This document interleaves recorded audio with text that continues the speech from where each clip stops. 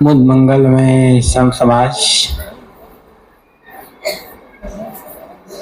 धर्मानुरागी सज्जनों, श्रद्धा मूर्ति देवियों, सुबह की मीटिंग में मैंने सदगुरु कबीर का एक पद कहा था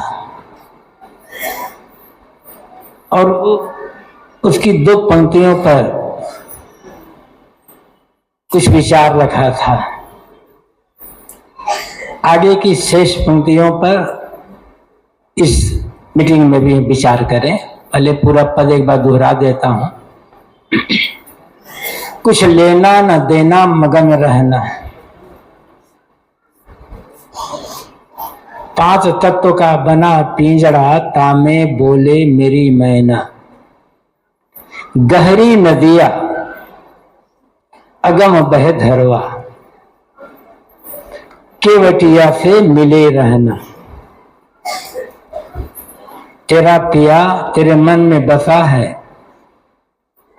खोल कर देखो नैना। कहत कबीर सुनो भाई साधो, गुरु चरणों में लिपट रहना। कुछ लेना न देना, मगन रहना। मगन कैसे रहा जा सकता है, इस पर सुबह के सत्र में चर्चा हुई थी। किसी की बुराई की नकल नहीं करना है और जानबूझकर किसी को तकलीफ नहीं देना है। इसके विपरीत दूसरों का अच्छाई को जहां भी जिस किसी जगह से जिस किसी प्रकार की अच्छाई दिखाई पड़े, सद्गुण दिखाई पड़े, सदाचार दिखाई पड़े, उसकी नकल करना है, उसको जीवन में ग्रहण करना है और जितना संभव हो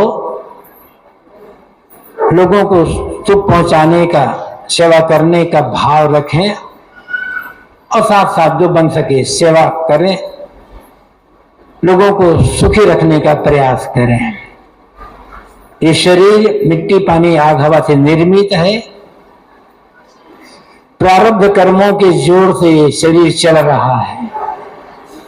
प्रारब्ध कर्म पूरे हुए, जीव अलग और शरीर अलग, बस शरीर समाप्त, जिसे हम मौत कहते हैं। शरीर है, शरीर की व्यवस्था करनी है, लेकिन शरीर की व्यवस्था करते करते साथ साथ आत्मोद्धार का काम करना है। यह जो जीवन मिला हुआ है, संसार के राग रंग मोह माया में भूलने के लिए नहीं है।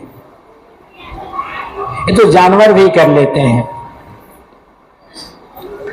बल्कि जानवरों में लड़ाई झगड़ा नहीं है, मारपीट नहीं है, मुकदमेबाजी नहीं, तू मैं नहीं, निंदा चुगली बुराई नहीं है, पर दो दर्शन नहीं है, चोरी हिंसा हत्या व्यभिचार बलात्कार नहीं है। शिकायत तो जानवरों को है ही नहीं। न कोई मानसिक टेंशन है, तनाव है, न कोई बड़ी बीमारियां जिससे आप कैंसर है, हार्ट अटैक है, बीपी है, शुगर की है, कोई जानवर को बीमारी नहीं है। मस्त वे जीते हैं बस। कई ढंग से देखा जाए तो आदमियों की अपेक्षा जानवर ज्यादा अच्छे हैं। उनका जो प्राकृतिक खान पान है वही खान पान है, आदमी पर कोई संयम नहीं है। मूल बात यह है कि शरीर आजकल में रहने वाला नहीं है। हमारे पूर्वज चले गए, हमारी बारी भी रोज रोज निकट आती जा रही है। इसलिए शरीर में रह करके सेवा साधना करके आत्मकल्याण का काम कर लेना। लेकिन इसके साहब कहते हैं, गहरी नदियां अगम बह धरवा। एक नदी है जो बड़ी गहरी है, धारा बड़ी तेज बह रही है, पार जाना है, नाव टूटी हुई है, पुरानी है। ये टूटी नाव से इस गहरी नदी को पार नहीं किया जा सकता। इसलिए जो केवट है, मल्लाह, कुशल नाविक, नाव खेने वाला, उससे मिल करके रहना है, उसी मित्रता जोड़ करके रखना होगा, ताकि उसके सहारे से हम इस गहरी नदी को पार कर सकें। बाहर की नदी गहरी हो, उसे पार करने के लिए साधन है। बड़े बड़े नदी तो नदी, बड़े बड़े सागर और महासागर को पार करने के लिए भी बड़े बड़े जहाज बना लिए गए हैं। लेकिन जिस नदी की बात कही जा रही है वो नदी बाहर की नदी नहीं है, भीतर की नदी है, मन की नदी। बाहर की नदी कितनी भी गहरी क्यों ना हो, उसकी थाह लगा ली गई है, किंतु मन की नदी कितनी गहरी है, मन का थाह आदमी आज तक समझ नहीं पाया है। क्यों? रतन न मिले पावे नहीं था। आदमी नदी की थाह जब पा लेता है और अंदर पहुंच जाता है तलहटी पर, तो वहां से रतन निकाल लिया जाता है। यहां से आपको रतन नहीं मिला, इसलिए ये मर पे जो नदी है इसकी थाह आदमी नहीं पाता है। रतन क्या है? रतन है ज्ञान, रतन है विवेक। जितना ज्ञान बढ़ेगा, जितना विवेक बढ़ेगा, जितनी समझदारी बढ़ेगी, तब इस मन को समझना सरल हो पाएगा। विद्वता अपनी जगह पर है, पढ़ाई लिखाई अपनी जगह पर है, आवश्यकता है उनकी, लेकिन विद्वता के बल पर, पढ़ाई लिखाई के बल पर, चतुराई के बल पर मन को समझना असंभव है। इसलिए ज्ञान चाहिए, और ज्ञान का अर्थ बहुत जानना नहीं होता है। ज्ञान का अर्थ है तथ्य बोध, जो जैसा है उसे वैसा समझ लेना। समझ में फर्क होता है, समझ में भ्रम होता है, इसलिए आदमी गलत रास्ते पर चला जाता है। सही समझ की आवश्यकता है, और सही समझ होगी तो जीवन में अन्यथा कुछ होगा ही नहीं, जो होगा मंगलमय ही होगा। इसलिए अपने व्यवहार का जो काम है, खेती किसानी नौकरी व्यापार धंधा घर गृहस्थी का काम, वो सब काम करते हुए उसी में से समय निकाल कर एक विवेकी ज्ञानी गुरु की शरण में जाने की आवश्यकता है। हर किसी को बिना गुरु के ज्ञान नहीं मिल सकता है, अब बिना गुरु के भवसागर को पार नहीं किया जा सकता है। बिना रे खेवैया नैया कैसे लागे पार हो, नाव खेने वाला नाविक मल्लाह ना हो तो नदी को पार कैसे किया जा सकता है। गुरु वह है जो हमें एक सही रास्ता बताता है, जीवन जीने की सीख देता है, जीवन जीने की कला बताता है। जीवन तो मिला है, ये मनुष्य जीवन को पाना बड़े सौभाग्य की बात संतों ने कही है। बड़े भाग्य मानुष तन पावा, ये मानस की सफाई तो प्राय याद होगी सबको। मनुष्य शरीर पाना सौभाग्य की बात है जरूर, लेकिन मनुष्य शरीर मिलने के बाद सच्चे गुरु को पाना यह और महासौभाग्य की बात है। गुरु तो बहुत घूम रहे हैं दुनिया में, एक से एक गुरु है, लेकिन सच्चे गुरु मिलना, सच्चे गुरु की पहचान क्या है? कोई सिंह पूछ तो है नहीं गुरु के लिए, कोई थर्मामीटर तो है नहीं, लगा दो तो पता चल जाएगी ये गुरु कच्चा है ये गुरु पक्का है। किस जाति का है, किस परंपरा का है, किस मत पंथ का मानने वाला है, कि देव देवता पूजा करने वाला है, सफेद कपड़ा पहनने वाला है कि गिरवाल कपड़ा पहनने वाला है, कि बिना कपड़े का रहने वाला है, इसकी कोई आवश्यकता नहीं है। जिसका ज्ञान सही हो, और जिसका आचरण, जिसका त्याग, जिसका वैराग्य सही हो, ऐसा व्यक्ति ही सच्चा गुरु है। कहाँ जन्म हुआ, उसका मठ है कि नहीं है, मठ में रहने वाला है कि घूमने वाला है, ये सब ऊपर की बात है। सही ज्ञान और सही आचरण जिसके भी पास हो, स्त्री हो पुरुष हो कोई भी हो, क्योंकि चाहे स्त्री शरीर में हो चाहे पुरुष शरीर में हो, जीव वही है, चेतना वही है, दोनों के बंधन एक जैसे हैं, दोनों के बंधन टूटने का मार्ग एक जैसा है, दोनों की आवश्यकताएं एक जैसी है।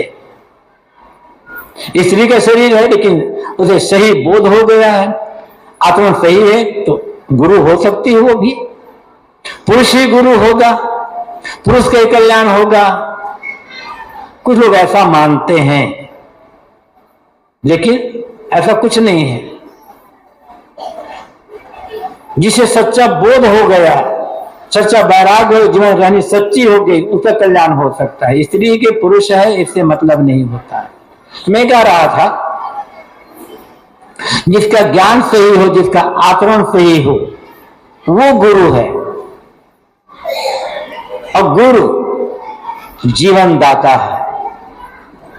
माता पिता जन्म दाता है, जीवन दाता नहीं है। बोले जीवन दाता तो गुरु है। माता पिता ने जन्म दिया, पाला पोसा, लिखाया पढ़ाया, बनाया, उनका उपकार है। लेकिन जीवन को कैसे जीना है, जीवन का लक्ष्य क्या है, लक्ष्य की प्राप्ति कैसे होगी, ये माता पिता नहीं बता पाते हैं, क्योंकि स्वयं ही अनेक प्रकार बंधनों में उलझे रहते हैं, मन की मान्यताओं के, मन के माया के मोह में जकड़े हुए होते हैं। किंतु जो इस मन की मान्यताओं से ऊपर उठ जाते हैं, जिसके मन में कोई भ्रम नहीं रह जाता, जिसके मन में माया छलकपट नहीं रह जाता, झूठाई नहीं रह जाती, वो गुरु हो जाता है। गुरु के मिलने पर ही जीवन का महत्व समझ में आता है। गुरु के मिलने पर जीवन का मूल्य समझ में आता है, और तब जीवन को कैसे जीना है इसका रास्ता मिलता है। उसी को हम नाविक कहा गया। तो बात यह है कि मन की नदी बड़ी गहरी है। कितनी गहरी है? अथाह।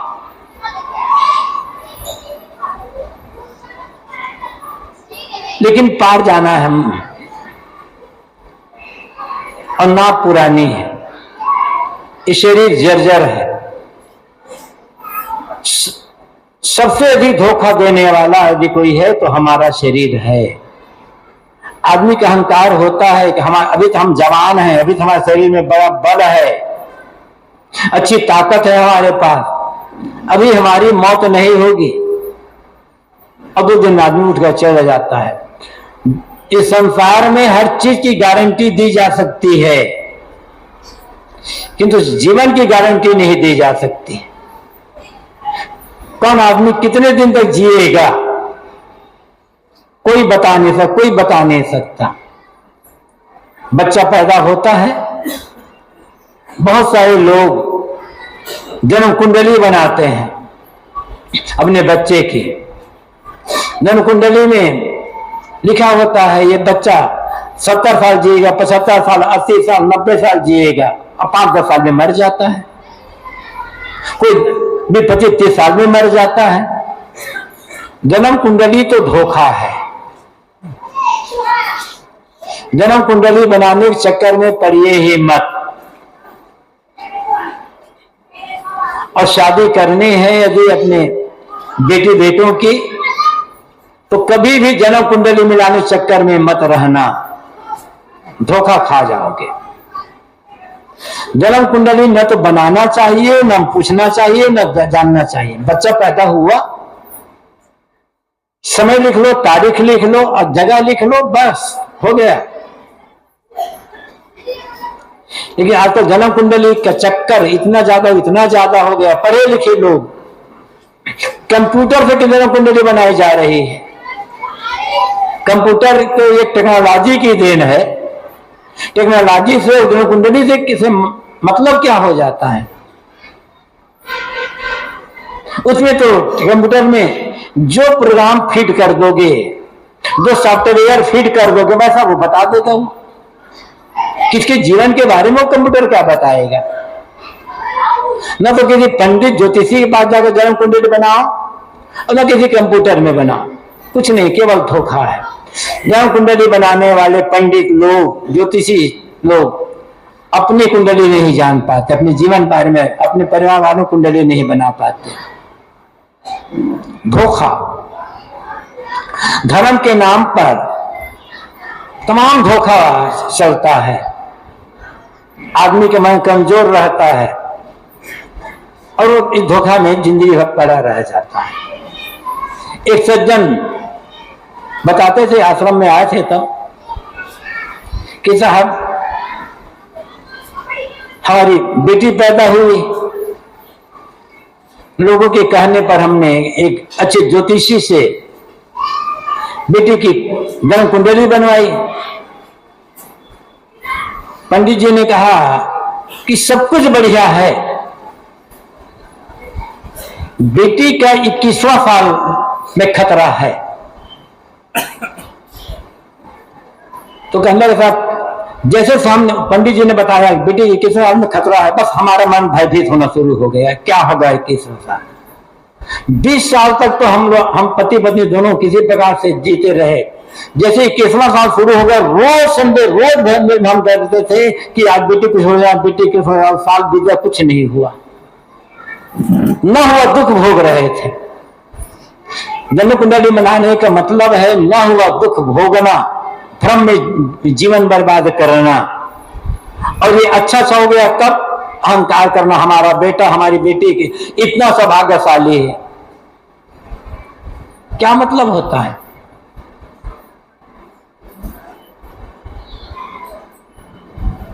तो मैं एक कह रहा था, इस शरीर की कोई गारंटी नहीं दे सकता है कि ये शरीर कब तक चलेगा। अत्यंत जर्जर है, अत्यंत कमजोर है ये। साहब ने कहा इसलिए, कल काठी कालू घुना जतन जतन घुन खाए। कल कमजोर, काठी शरीर, काठ की बनी वस्तु शरीर है। साहब कहते हैं कि तुम्हारा शरीर अत्यंत कमजोर है। कालू घुना, इसमें काल का घुन लगा हुआ है। जतन जतन जतन जतन धीरे धीरे एक काल का घुन तुम्हारे शरीर को खोखला बना रहा है। लकड़ी में घुन कीड़े लग जाते हैं, अंदर अंदर लकड़ी को चाल करके खोखला बना देते हैं। शरीर, लकड़ी बाहर से सुंदर साफ सुथरी दिखाई पड़ती, भीतर से कमजोर। ऐसी ही इस शरीर की बात है, देखने में बड़ा सुंदर, लेकिन इसमें काल का घुन लगा हुआ है। एक काल क्या है? काल के अनेक अर्थ होते हैं। काल का अर्थ होता है समय, काल का अर्थ होता है मौत। समय तो चल ही रहा है, समय चक्र निरंतर चल रहा है, समय तो रुकता नहीं है किसी के लिए। और मौत तो आएगी, कब आएगी पता नहीं है, उसके वजह सोचना ही नहीं है। लेकिन मुख्य रूप से काल दो है। एक समय रूपी काल जो धीरे धीरे शरीर को जर्जर कर रहा है। रोज रोज हमारा शरीर कमजोर होता चला जा रहा है। और दूसरा काल है अज्ञान।